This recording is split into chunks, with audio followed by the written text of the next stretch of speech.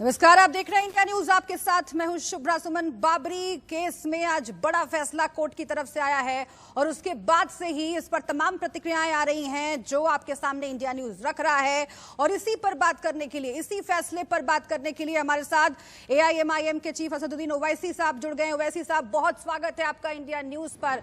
और आज सुनना चाहता है पूरा देश की आज जो फैसला आया है उस पर आप क्या सोचते हैं, क्योंकि अलग अलग जगहों पर जाकर आप जिस तरीके से शायराना अंदाज में बात कर रहे हैं, आपको कोर्ट के फैसले से तकलीफ है, लेकिन कोर्ट का यह कहना है कि साजिश के सबूत ही नहीं मिले हैं, साजिश के सबूत नहीं मिले हैं, इसीलिए आरोपियों को बरी किया गया है।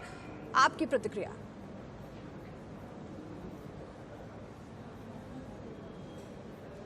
साजिश के सबूत अगर कोर्ट को नहीं मिले तो फिर कोर्ट की जो फैसला है, मैं ये कहना चाहूंगा कि इतने हजारों लाखों की तादाद में 6 दिसंबर को वहां पर जिस जगह पर बाबरी मस्जिद को शहीद किया गया था, किसने जमा किया था? मेरे बोलने पे आए थे, ओवैसी के बोलने पे लोग जमा हुए थे। क्या बीजेपी, आरएसएस, विश्व हिंदू परिषद, शिवसेना के लीडर्स नहीं बुलाए थे उनको? क्या बीजेपी के उस वक्त के चीफ मिनिस्टर कल्याण सिंह ने सुप्रीम कोर्ट को जाकर यह वादा नहीं किया था कि बाबरी मस्जिद की हिफाजत की जाएगी? किसने बुलाया था उन लोगों को वहां पर? किसकी जिम्मेदारी ये बुलाएंगे? अगर किसी के मस्जिद में अगर लोग को कोविड हो जाता है तो पूरी कम्युनिटी को ब्लेम करते आप, तबलीगी जमात को ब्लेम करते। और जिन्होंने उस जगह पर लोग हजारों की तादाद में लोगों को बुलाया और बुलाकर सारी दुनिया के सामने मस्जिद को शहीद कर दिया, तो वो लोग कॉन्स्पिरेसी नहीं है वो? तो हमको बता दीजिए कि कितने दिन की तैयारी, कितने महीने की तैयारी इस बात को साबित करेगी कि वो कॉन्स्पिरेसी का एंगल नहीं है। ये भारत की अदालत की तारीख का एक काला दिन है ये फैसला। सुप्रीम कोर्ट ने जो सिविल डिस्प्यूट केस में खुद ये कहा था, अंग्रेजी में कह रहा हूं कि this is a calculated act of destroying a public place of worship. 9 नवंबर के फैसले में सुप्रीम कोर्ट ने कहा था कि this is an egregious violation of rule of law. ये सुप्रीम कोर्ट ने कहा। क्या सीबीआई की चार्जशीट में नहीं कहा गया था कि कल्याण सिंह ने कहा था कि रोक कंस्ट्रक्शन पर है, डिस्ट्रक्शन पर नहीं? क्या ये तमाम लोग वहां पर खड़े होकर स्पीचेस नहीं दे रहे थे? क्या साध्वी रिथाम्बरा नहीं कह रही थी लोगों को कि एक धक्का और दो, मस्जिद को तोड़ दो? क्या उमा भारती मिठाई नहीं बांट रही थी जब मस्जिद की गुंबदें गिर रही थी? ओवैसी साहब, अगर कोई मुसलमान लीडर, मेरी बात सुनिए, अगर कोई नहीं, मेरी बात सुनिए। कोर्ट का ये कहना है कि अचानक हुआ था। देखिए मेरी बात सुनिए। कार सेवक अचानक चढ़े थे, अचानक हुआ था, कोई कॉन्स्पिरेसी नहीं थी। हाँ, अच्छा, अरे भाई, अचानक तो हर चीज अचानक होती है ना। दिल्ली का मैसेकर अचानक होता है, सिखों का जेनोसाइड इंदिरा गांधी के कत्ल के बाद अचानक होता है, मुंबई की सड़कों पर मुसलमानों की कत्लो गारतगिरी अचानक होती है, आसाम में दिल्ली मैसेकर, मलियाना का फसाद, हैदराबाद का फसाद, सब अचानक होता है। अच्छा, एक शब्द बार बार आता है ओवैसी साहब, एक शब्द बार बार आता है, जिंदगी की कीमत। जब राम मंदिर पर फैसला आया था उस वक्त भी इस शब्द का इस्तेमाल हुआ था, विंडिकेशन। आज आप तमाम जगहों पर ये कह रहे हैं कि इसे खास संदेश देने की कोशिश हो रही है, ये काला दिन है कोर्ट के लिहाज से। मैं आपसे पूछना चाहती हूं कि आपको क्यों लगता है काला दिन है, और आखिर जो आप कह रहे हैं कि एक संदेश देने की कोशिश है, वो क्या संदेश है? और क्या आप ये सीधा सीधा देश की कोर्ट पर आरोप लगा रहे हैं? वो ये देखिए, कोर्ट के फैसले से डिसएग्री करना कोई आरोप लगाना नहीं है। हाँ। मैं ये कह रहा हूं कि ये फैसला मेरे लिए, बहैसियत एक भारत के मुसलमान के लिए, जब मैं अपनी जवानी में था, जब मेरी दाढ़ी इतनी सफेद नहीं हुई थी, उस वक्त जब 6 दिसंबर 1992 को बाबरी मस्जिद को शहीद किया गया था, तो मुझे एक ह्यूमिलिएशन, एक सेंस ऑफ हेल्पलेसनेस और एक शर्मिंदगी महसूस हो रही थी कि मैं अपनी मस्जिद की बचा नहीं सका। आज वही फीलिंग मुझे पैदा हो रही है कि आप ये कह रहे हैं कि भाई कोई किसी ने किया ही नहीं। फिर किसने किया बताइए ना। मैं पूछना चाहता हूं, आज मुझे तकलीफ है, मुझे पूछना चाहता हूं कि फिर किसने मस्जिद में 28 और 29 दिसंबर 1949 में चोरों की तरह घुसकर मूर्तियां रखी?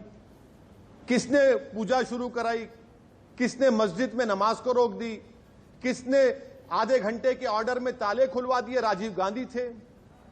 मस्जिद को शहीद कर दिए सुप्रीम कोर्ट को वादा करने के बाद, किसने किया बताइए ना। फिर जो इंसाफ को मानने वाले लोग हैं आज वो सवाल कर रहे हैं कि भाई फिर किसने किया, ये कौन जिम्मेदार है इसका, जिसने भारत के सेक्युलर फैब्रिक को कमजोर करके रख दिया बाबरी में डेमोलिशन।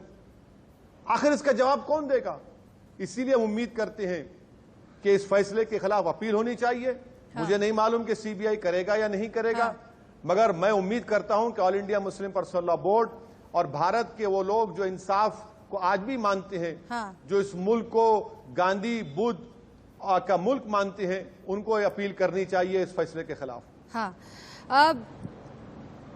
ये एक और सवाल है। सवाल ये है कि जिस तरह से लालकृष्ण आडवाणी सामने आए इस फैसले के ठीक बाद, आजकल कम सामने आते हैं, बीमार रहते हैं, लेकिन इस फैसले के बाद सब लोग लालकृष्ण आडवाणी को सुनना चाहते थे और उन्होंने ये कहा कि बहुत ही बड़ा दिन है, बहुत ही खुश हूं और जय श्री राम के नारे लगाए। आप कानून के इतने बड़े जानकार खुद हैं ओवैसी साहब, आखिर कहां पर कोर्ट के भीतर जो दलीलें दी गई उसमें कमी रह गई जिसकी वजह से ये आज वर्डिक्ट आया है कोर्ट का, या फिर कोई खामी रह गई? अगर खामी रही तो किस तरह की खामी रही? क्योंकि आप कोर्ट के फैसले पर सवाल खड़ा तो कर रहे हैं, लेकिन उसके पीछे की जो वजह है वो मैं जरा समझना चाहती हूँ, उसके पीछे की जो सियासत है वो मैं जरा समझना चाहती हूँ। आप बेबाक बोलते हैं और मैं जान चाहती हूँ कि आप इंडिया न्यूज पर आज बेबाकी से बताएं कि आपको कहां पर खामी लगती है और इस फैसले से क्या बदल सकता है इस देश में।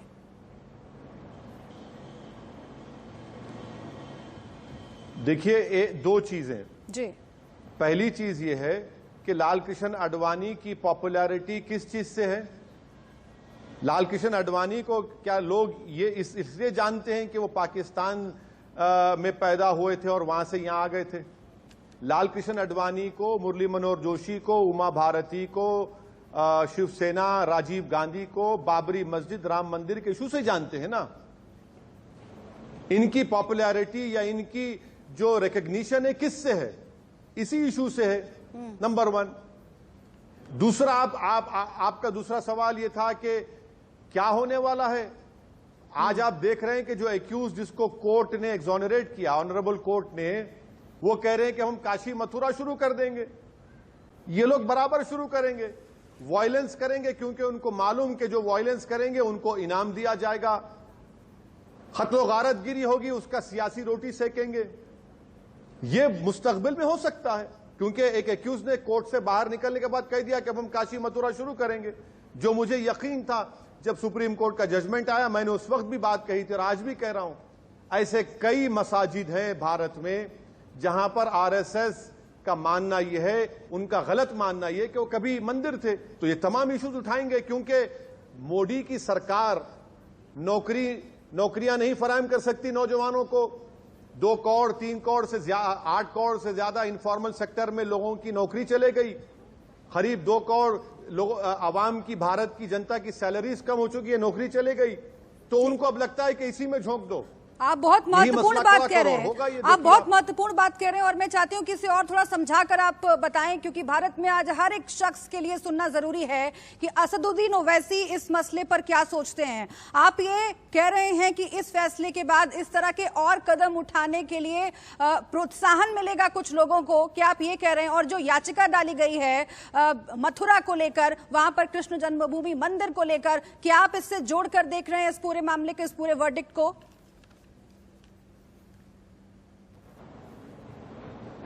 मैडम देखिए, अगर आप एक रथ यात्रा निकालते हैं और जहां जहां रथ यात्रा आडवाणी की जाती है वहां पर हिंदू मुसलमान मारे गए, मासूम लोग मारे गए, हजारों की तादाद में मारे गए, करोड़ों रुपए की जायदाद का नुकसान हुआ, और फिर आप वहां पर ठहर कर लोगों को जमा करते हैं, उसके बाद मस्जिद को शहीद कर दिया जाता है और फिर आपको कोर्ट बरी कर देती है, तो आप क्या पैगाम दे रहे हैं?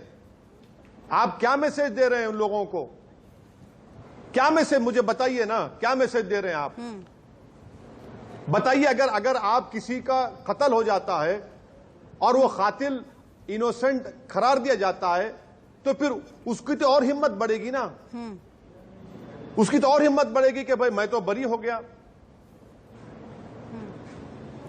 अच्छा, अयोध्या जमीन विवाद पर जब फैसला आया था सुप्रीम कोर्ट का, उस दौरान भी इस पर चर्चा हुई थी, क्योंकि पहले मस्जिद टूटी, उसके बाद ये पूरा केस शुरू हुआ, और उसके बाद आज एक ऐसा वक्त आया जब राम मंदिर निर्माण के लिए हरी झंडी मिल गई कोर्ट की तरफ से।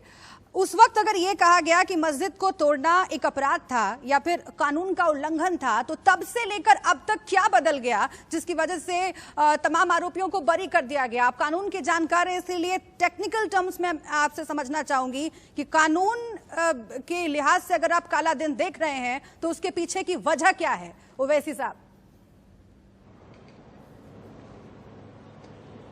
मैडम, आपने जो मुझसे सवाल किया उसमें जवाब भी है। आपने सही कहा कि सुप्रीम कोर्ट ने इसको नेशनल शेम कहा, क्रिमिनल एक्ट कहा, calculated act of destroying a public place of worship कहा, सुप्रीम कोर्ट ने उसको क्या कहा, egregious violation of rule of law कहा। इतना सब सुप्रीम कोर्ट कहती है और सीबीआई कोर्ट उनको बरी कर देती है। अब बताइए फिर ये क्या इंसाफ हुआ? ये तो यही मैं आपसे समझना चाह रही हूँ सर, कानून के जानकार के तौर पर आपसे समझना चाह रही हूँ कि इसके पीछे की वजह आप क्या समझते हैं?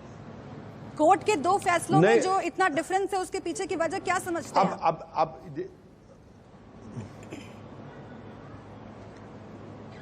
अब इसकी वजह तो आने वाले वक्त में मालूम होगा। इसकी वजह सुप्रीम कोर्ट जो कोर्ट का, सीबीआई कोर्ट का जो 1000 पेजेस का जजमेंट कहा जा रहा है, उसको पढ़ने के बाद मालूम होगा। मगर बगैर जजमेंट देखे जो मीडिया ने जो जजमेंट के बारे में रिपोर्टिंग की और जो मुझे थोड़ा बहुत मालूम, वो व्यूज मैं आपके सामने रखा हूं, और जैसा जजमेंट आएगा पढ़ेंगे और भी आपके सामने रखेंगे। मगर उम्मीद करते हैं कि all India Muslim personal law board इस गलत फैसले के खिलाफ अपील करेगा। ठीक है, आप कह रहे हैं कि आगे अपील की जाएगी, लेकिन एक मेरा दूसरा सवाल है और जरा सा हटके है, जो अब तक मैंने पूछा है उससे हटके है, इसलिए जरा तसल्ली से जवाब दीजिएगा। और सवाल यह है कि जब सुप्रीम कोर्ट ये फैसला देता है और रामलला विराजमान को पूरी जमीन दे दी जाती है, तो उसका भी एक आधार था। आखिर उस आधार के बारे में बार बार कहा जा रहा था कि जो भी फैसला कोर्ट का होगा हम मानेंगे। तो इन दोनों फैसलों को अलग अलग करके कैसे देखा जाए? अगर जमीन दी जा रही है, उसी जमीन पर ढांचा था और उसी ढांचे के बारे में ये पूरा फैसला है, तो फिर इसे कैसे दो अलग अलग चश्मों से देखा जा सकता है ओवैसी साहब? सबसे पहली बात तो यह मैडम, वो ढांचा नहीं था। 28 और 29 दिसंबर 1949 तक वहां पर नमाजें हुई, ईशा की नमाज हुई, तो उसको ढांचा नहीं कहा जाता, मस्जिद थी वो। और सुप्रीम कोर्ट ने यह भी कहा, अगर दूसरी बात यह है कि अगर मस्जिद को डिमोलिश नहीं किया जाता तो क्या सिविल डिस्प्यूट का ये जो सिविल केस का जजमेंट आता? अगर आज मस्जिद ठहरी होती तो क्या जजमेंट आता, बताइए आप? तो इससे तो सीधा सीधा फिर वो बात आपकी खारिज हो जाती है ना कि राम जन्मभूमि को लेकर जो सुप्रीम कोर्ट का फैसला होगा उसको हम मान लेंगे, फिर तो आपकी वो बात भी खारिज हो जाती है। या फिर ये दोनों फैसलों को एक साथ मिलाकर देखा जाए, जो कि शुरुआत से ही कहा जा रहा है, तमाम जो मुस्लिम पक्षकार हैं, इकबाल अंसारी समेत, ये लोग, इन लोगों ने हमेशा से कहा है कि जो कोर्ट का फैसला रहेगा वो हम मानेंगे। लेकिन आज जब इस फैसले पर आप सवाल खड़े करते हैं तो उस पिछले फैसले पर भी सवाल अपने आप खड़े हो जाते हैं ओवैसी साहब। फिर कहां रहा कानून में, कहां रहा कोर्ट पर विश्वास? मैडम, सुनिए, नहीं, सुप्रीम कोर्ट हमारी मुल्क की आखिरी अदालत है, तो सुप्रीम कोर्ट का फैसला मानना पड़ेगा। मैंने उस वक्त भी कहा और आज भी कह रहा हूं, supreme court is supreme but not infallible. ये सीबीआई कोर्ट है, ये आखिरी कोर्ट नहीं है। इसीलिए मैं कह रहा हूं कि इस गलत फैसले के खिलाफ अपील करना जरूरी है। ये एक गलत फैसला है जो गलत कह रहा है कि स्पॉन्टेनियस नहीं था, कॉन्स्पिरेसी नहीं थी। सारी दुनिया ने विजुअल्स देखे। अगर फर्ज करिए, अगर मैं ये कहता हूं कि आप न्यूज एक्स चैनल पर आ जाइए, मैं कॉल देता हूं कि 10,000 लोग आज दिल्ली में न्यूज एक्स चैनल पर आ जाइए, वहां पर आकर अगर न्यूज एक्स चैनल के ऑफिस को तोड़ दिया जाता है, तो क्या आप बैसते एंकर मुझे ब्लेम करेंगी या जनता को ब्लेम करेंगे? आप मेरे एक सवाल का जवाब हम फैसला कोर्ट पर छोड़ देंगे ओवैसी साहब, हम फैसला कोर्ट पर छोड़ देंगे और जो फैसला कोर्ट करेगा उसको सिर्फ आंखों पर रखेंगे और मानेंगे। तो अगर अच्छा, तो इसका मतलब ये है कि न्यूज एक्स चैनल के अगर चैनल के ऑफिस को तोड़ दिया जाएगा, जला दिया जाएगा, तो उसके बावजूद भी आपके ओनर्स कहेंगे कि अब क्या करेंगे भैया। शुभ शुभ बोलिए सर। और देखिए बहुत कुछ बातें आपने रखी हैं, बोल रहा हूं, बहुत सारी बातें आपने रखी हैं आज हमारे चैनल पर, और मैं समझती हूँ कि जो संदेश की बात आप कर रहे हैं वो बहुत महत्वपूर्ण है।